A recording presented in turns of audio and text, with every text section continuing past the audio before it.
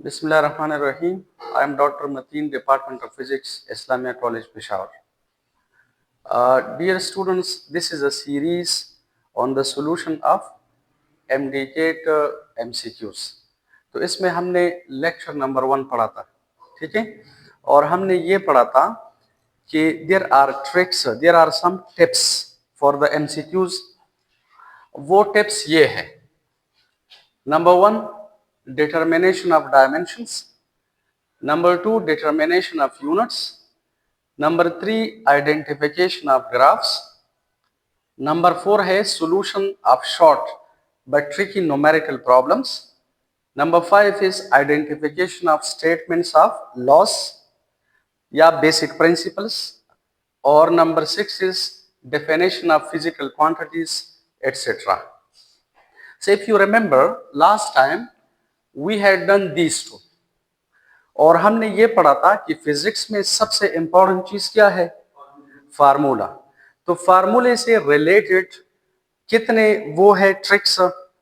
ये 6 ट्रिक्स है. There are 6 tricks related to formula. It means physics में सबसे इंपॉर्टेंट चीज फार्मूला है. यानी we will have to play some mathematical game with the formulas. ठीक है. टॉपिक से रिलेटेड जो फार्मूलाज हैं they are important. So first of all, you will have to go through the topic. You will have to study the topic thoroughly, deeply, continuously, and then you will have to pick up the formula. और उस फार्मूले को आप लिखकर जेब में डालें, ठीक है? And you should remember all the formulas related to the topics according to the smart syllabus. तो remember ये दो हमने किए थे. इससे रिलेटेड हमने 3 स्टाइल के MCQs पढ़े थे. Model MCQs. These will be the model MCQs. इसी तरह इससे related 3 types of model MCQs हमने किए थे. Now we are coming to number 3, which is identification of graphs. तो याद रखिए, ग्राफ्स का जो आइडेंटिफिकेशन है, आइडेंटिफिकेशन का मतलब है कि किसी दो फिजिकल क्वांटिटीज के दरमियान जो ग्राफिकल रिलेशन है या ग्राफ को आइडेंटिफाई करना है, ग्राफ को पहचानना है, वो हम कहां से करेंगे? फार्मूले से. ठीक है. For example, if this is, we are coming to trick number 3, identification of graphs. तो this is MCQ और ये है स्टाइल नंबर 1. अगर इस तरह जाएं कि which of the following graphs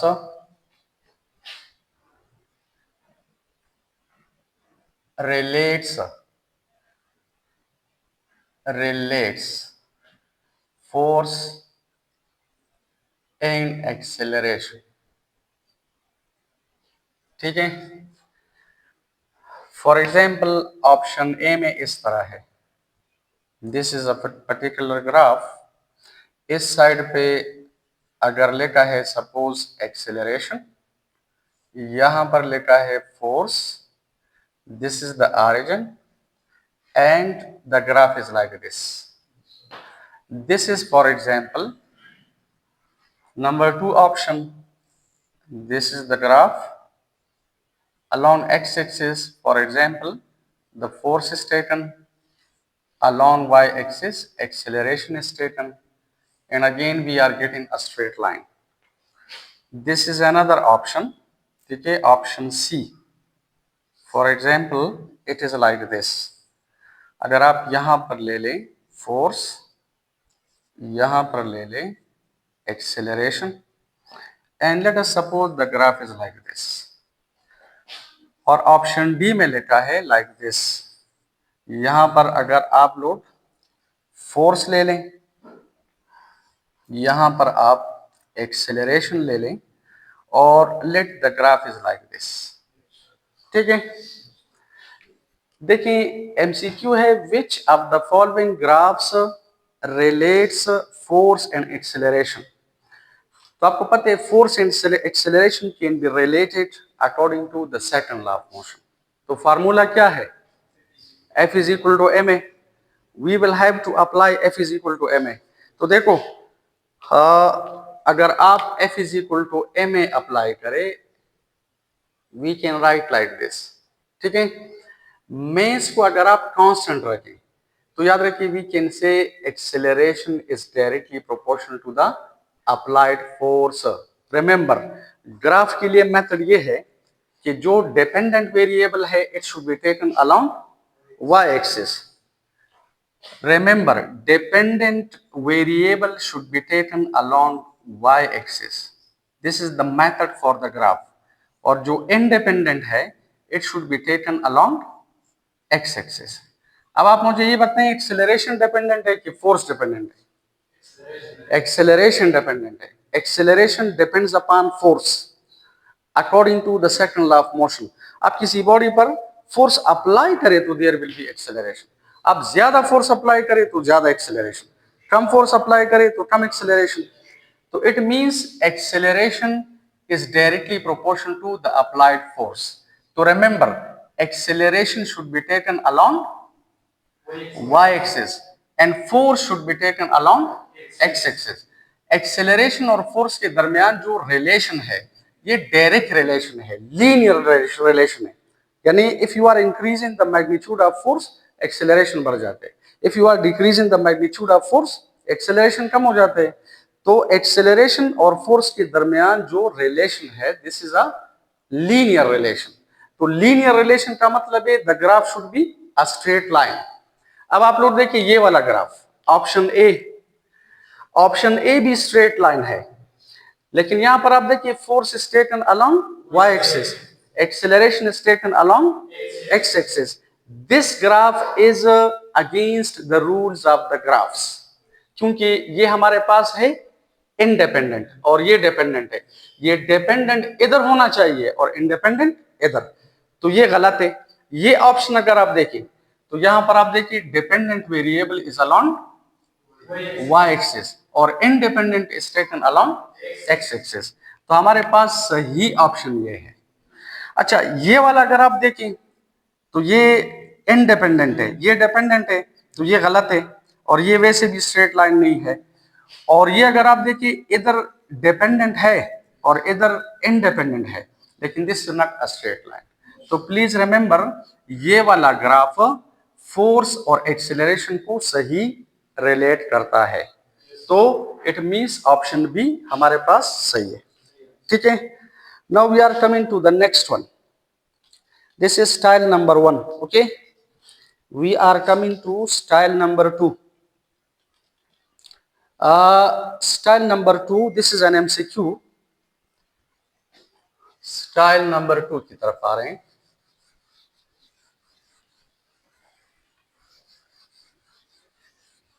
या मॉडल एमसीक्यू नंबर 2 की तरफ आ रहे हैं। This is style number 2। This is an MCQ कि which of the following information is revealed by the graph? Which of the following, ये MCQ है which of the following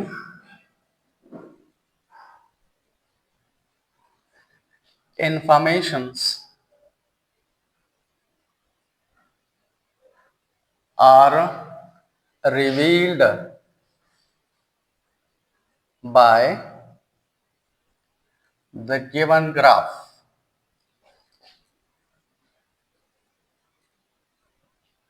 वो graph इस तरह है, अभी हमने जो पढ़ा। देखिए दिस इज द ऑरिजिन, यहां पर लिखा है फोर्स, ठीक है, सॉरी एक्सेलरेशन, यहां पर एक्सेलरेशन है और यहां पर फोर्स है, ठीक है, और this is a straight line. ये ग्राफ सही है, लेकिन कहते हैं which of the following informations are given, sorry, are revealed by the given graph? वो इंफॉर्मेशन ये है, ऑप्शन ए में लिखा है कि force is directly proportional to acceleration, B में लिखा है acceleration is directly proportional to the applied force, और याद रखिए सी में लिखा है कि slope of this graph is 1/मेस। एंड डी में लिखा है कि both B and C, both B and C. तो देखें, आप अगर गौर से देखें, एक्सेलरेशन डिपेंड्स अपॉन फोर्स, तो acceleration is along y axis, force is along x axis, is it? It means acceleration is directly proportional to the applied force. According to the second law of motion, this acceleration is directly proportional to the applied force. तो ये वाला गलत है, ठीक है, क्योंकि force is not directly proportional to acceleration, acceleration is directly proportional to the applied force. यानी ये हमारे पास क्या है, डिपेंडेंट वेरिएबल है और ये इंडिपेंडेंट है। याद रखें, एक्सेलरेशन हमारे पास सेकेंडरी वेरिएबल है और ये प्राइमरी वेरिएबल है। असल चीज फोर्स है, ठीक है, असल चीज एक्सेलरेशन नहीं है, असल चीज फोर्स है। When you apply force on a body, the body moves. तो acceleration is directly proportional to the applied force. ये वाला ऑप्शन सही है, नंबर 1। क्योंकि लास्ट टाइम हमने पढ़ा था कि 3 किस्म के MCQs are very very dangerous. Number 1, जिनमें लिखा हो ऑल ऑफ देम, जिनमें लिखा हो नन ऑफ देम, और जिनमें लिखा हो both, A and B, B and C, A and C, whatever like this. अगर आप इसको ट्राई करें, slope is equal to 1 over mass. याद रखिए, स्लोप का मतलब है टेंजेंट थीटा, ठीक है, slope means tangent theta. Slope का मतलब है, देखिए, स्लोप का मतलब है rise by run. This is rise, this is run. तो ये हमारे पास क्या है, ये है एक्सेलरेशन और ये हमारे पास है फोर्स, और this straight line makes a particular angle with the x axis, this is theta. तो अगर आप स्लोप कैलकुलेट करें, याद रखिए, स्लोप का मतलब है, स्लोप मींस टेंजेंट थीटा, आप लोगों ने बार बार पढ़ा है। और tangent theta means perpendicular divided by base. So what is perpendicular? Acceleration divided by force, ठीक है। According to the second law of motion, हमें पता है F is equal to ma। अगर आप यहां से mass कैलकुलेट करें तो we are getting F divided by a। ये देखिए, ये F by a नहीं है, ये a by F है। तो इसका मतलब है, आप इसे उल्टा करें तो this will B 1 over mass, और इसे भी उल्टा करें a डिवाइडेड बाय f। तो please remember, the slope of this straight line gives us a over f, which is according to the second law of motion is 1 over m। तो the reciprocal of the mass is equal to the slope of this graph। Yeah, you can say the reciprocal of the slope of this straight line will give you the mass of the body। तो याद रखिए, a over f का मतलब है 1 over m। What is a over f? Slope. तो इसका मतलब है स्लोप इज 1 over m। तो याद रखिए, बोथ b एंड c सही है, ये भी सही है और ये भी सही है। इट मीन सही ऑप्शन ये है। अंडरस्टैंड? नेक्स्ट देखें, we are coming to trick number 4। 3 tricks हमने पढ़े, trick number 1 and trick number 2। ये हमने लेक्चर 1 में पढ़े थे, और this is trick number 3। Now we are coming to trick number 4, which is the solution of short but tricky numerical problems. तो short या ट्रिकी न्यूमेरिकल प्रॉब्लम्स हम कैसे सॉल्व करते हैं? By using the formula. फार्मूले के बगैर कुछ भी नहीं होता। इसी वजह से बार बार हम कहते हैं कि the most important thing in physics is formula, so you will have to remember the formula। now let us come to this technique number 4।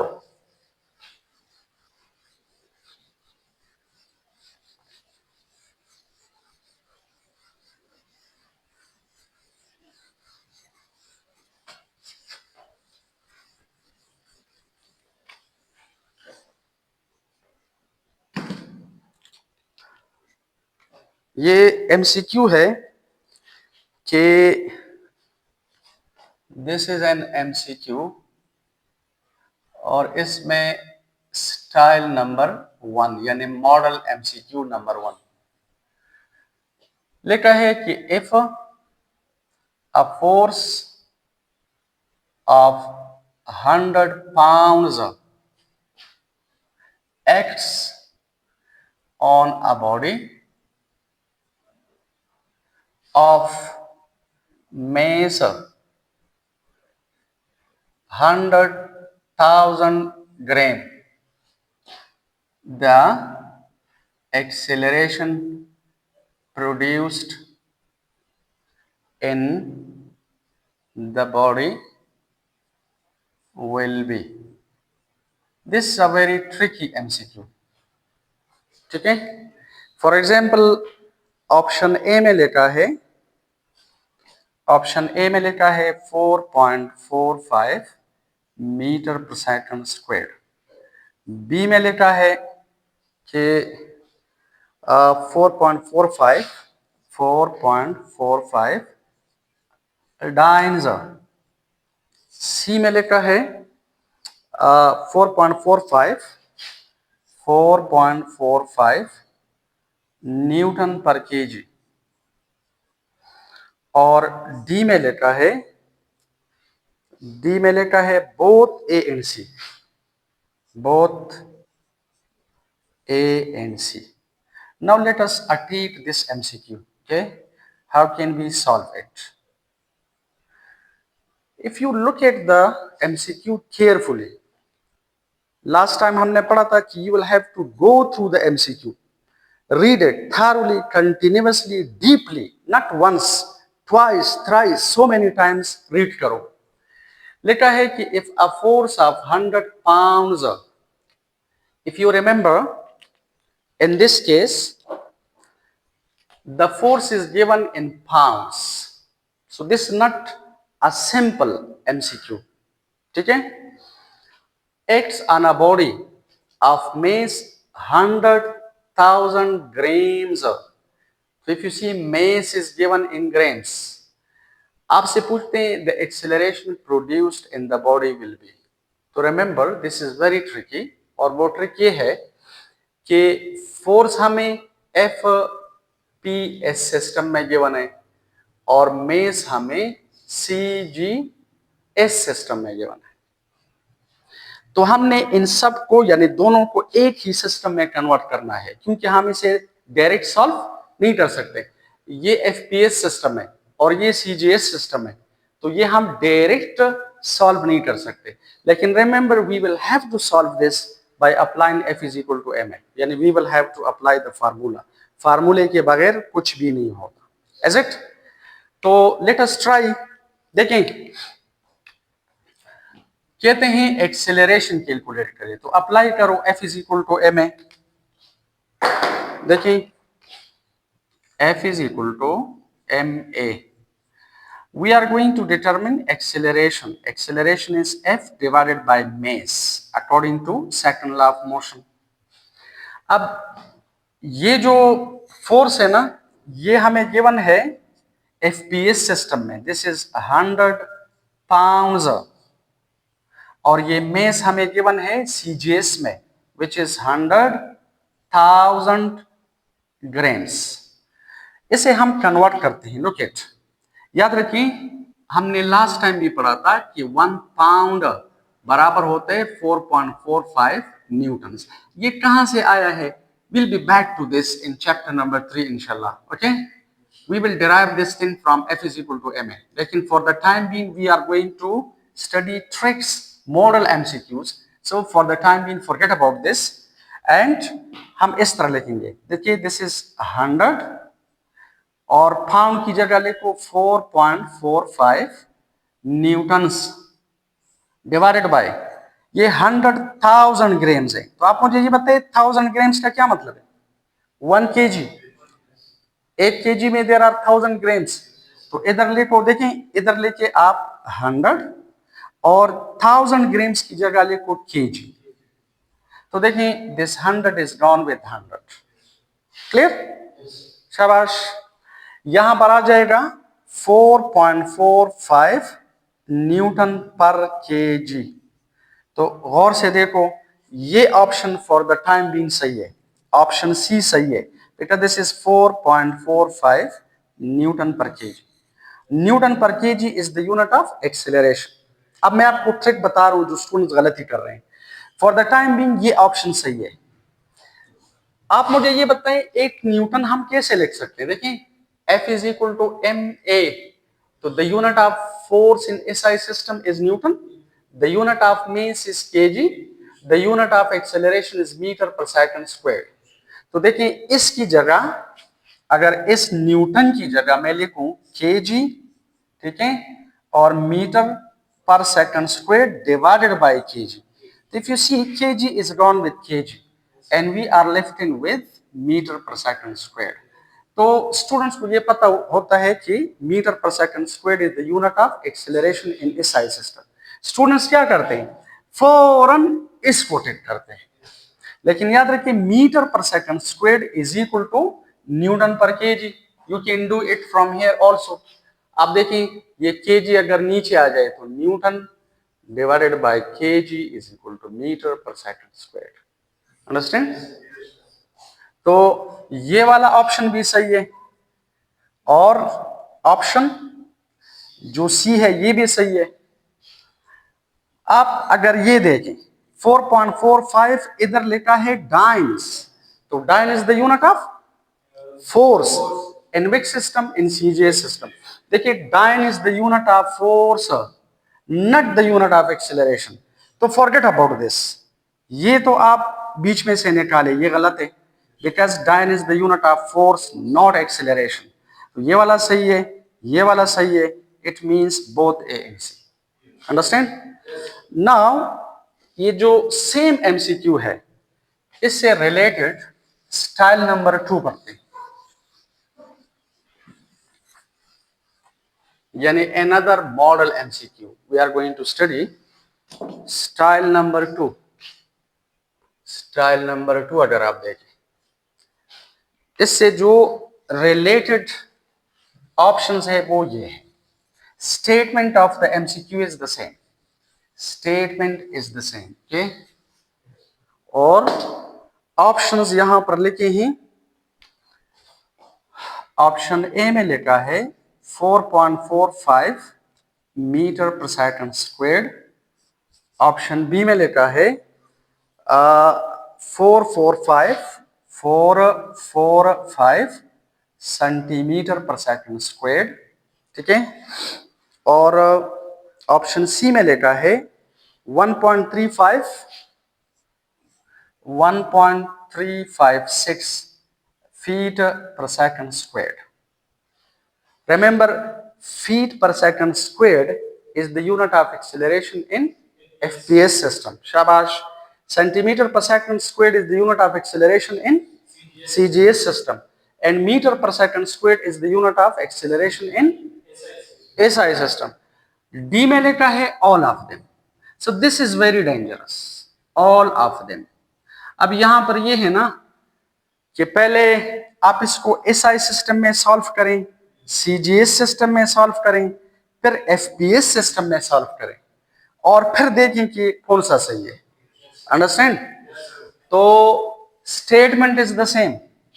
Again I will apply F is equal to M A, where A is equal to F divided by mess.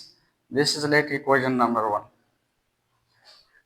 देखो acceleration बराबर है, force है 100 pounds और the mass is 100,000 grams.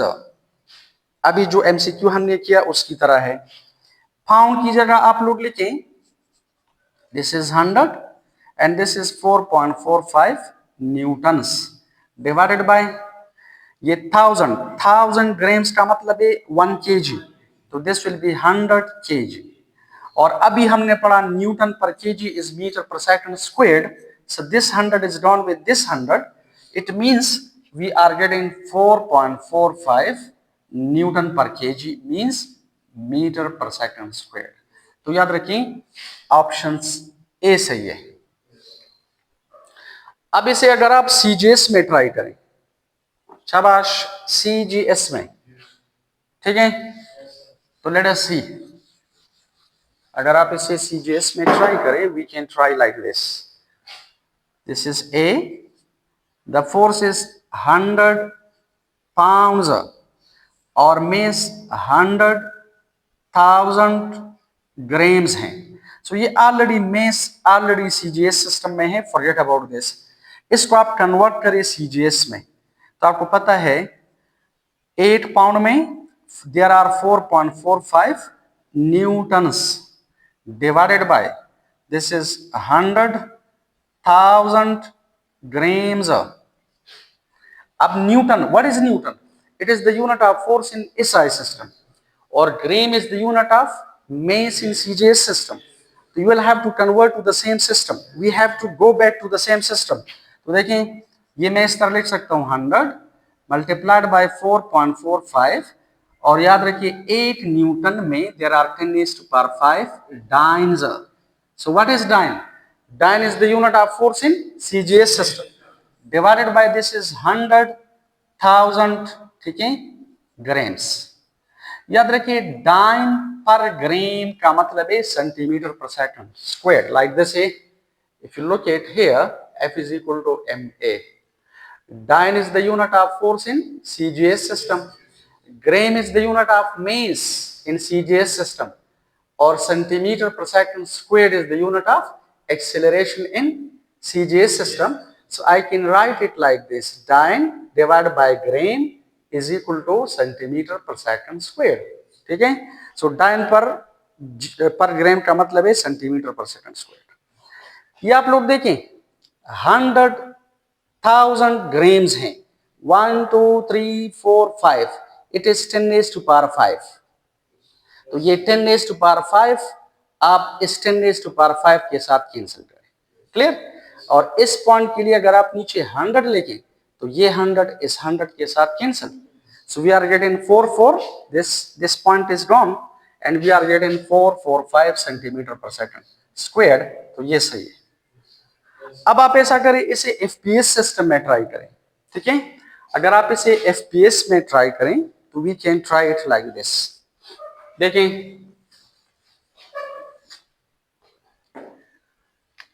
FPS में try करें, A is equal to F divided by mass. So F is 100 pounds. Pound is the unit of force in FPS system. तो forget about this, ये तो already सही है। और यहां पर लिखा है 100,000 ग्राम्स। 1000 ग्राम्स का मतलब है 1 kg, तो 100 pounds divided bye 1 kg। This is sorry 100, ये 100 अपनी जगह पर लिखिए, 1000 ग्राम्स का मतलब है kg। अच्छा याद रखें, FPS सिस्टम में slug is the unit of mass which is 14.6 kg, clear. तो इस it means 1 kg can be written as 1/14.6 and this is slug. तो 100 kg कितने के बराबर है?